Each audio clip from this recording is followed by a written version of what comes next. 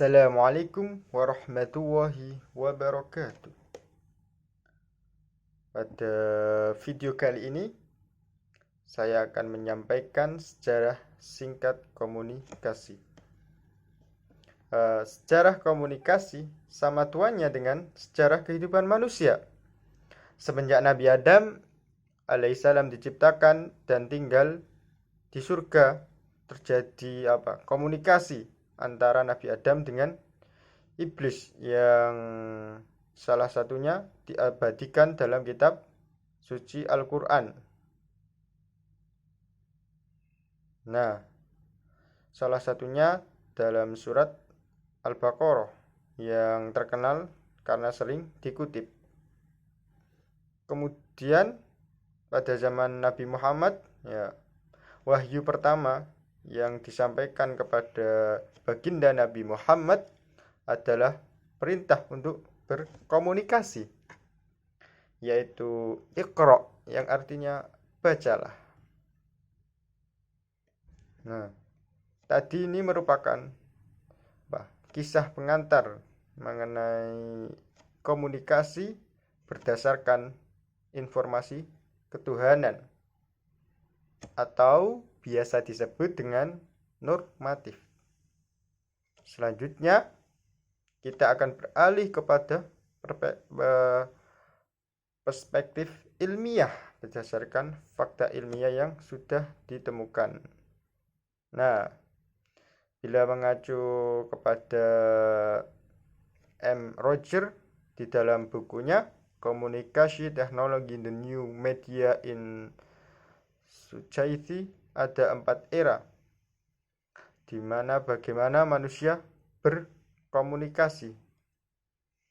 Nah, di antaranya era tulisan, writing, era cetak, printing, kemudian era telekomunikasi, dan yang terakhir era komunikasi interaktif. Nah, pembagian yang dilakukan oleh Roger mengacu kepada dinamika komunikasi berdasarkan penemuan-penemuan alat oleh manusia. Sedangkan menurut Melvin de Plur, komunikasi yang dilakukan manusia dibagi menjadi 5 zaman. Zaman yang pertama yaitu zaman tanda dan isyarat sebagai alat komunikasi. Gerak dan isyarat menjadi contoh berkomunikasi nenek-nenek moyang kita, nenek-nenek manusia di zaman purba, dan sampai sekarang pun masih digunakan. Nah, lazimnya komunikasi ini dikenal dengan komunikasi non-verbal. Kemudian zaman yang kedua yaitu zaman percakapan lisan dan bahasa sebagai alat komunikasi. Zaman ini diperkirakan terjadi pada 3.000 tahun sampai 300.000 tahun lah, sampai 200 tahun sebelum Masehi. Dan era ini menegaskan bahwa manusia sudah berkomunikasi dengan menggunakan bahasa meski masih terbata-bata, tidak lancar. Nah, selanjutnya kemampuan manusia berbahasa dengan sistem bahasa yang tertata dan baik baru terjadi pada 90.000 tahun sampai 40.000 tahun sebelum Masehi. Pada akhirnya kira-kira 35.000 tahun sebelum Masehi manusia dapat berbahasa secara lengkap. Kemudian zaman ketiga yaitu zaman tulisan sebagai alat komunikasi. Kemudian zaman keempat zaman media cetak sebagai alat komunikasi. Dan yang kelima yaitu zaman media massa sebagai alat komunikasi. Nah, pembagian yang dilakukan yang menurut Melvin tadi ini adalah masih ada kurangnya dibandingkan pembagian dari Roger.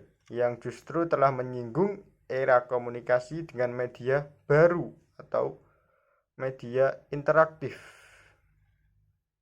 Nah, komunikasi interaktif ini ialah komunikasi yang menggunakan media interaktif. Nah, media interaktif ini adalah media yang dapat digunakan untuk saling bertukar informasi, hiburan, pendidikan yang menggunakan komputer, video teks, telepon, dan layar televisi. Nah, komunikasi interaktif ini saat ini mungkin lebih sering digunakan dibandingkan model komunikasi yang lain. Mungkin demikian yang dapat saya sampaikan mengenai sejarah singkat komunikasi. Wassalamualaikum warahmatullahi wabarakatuh.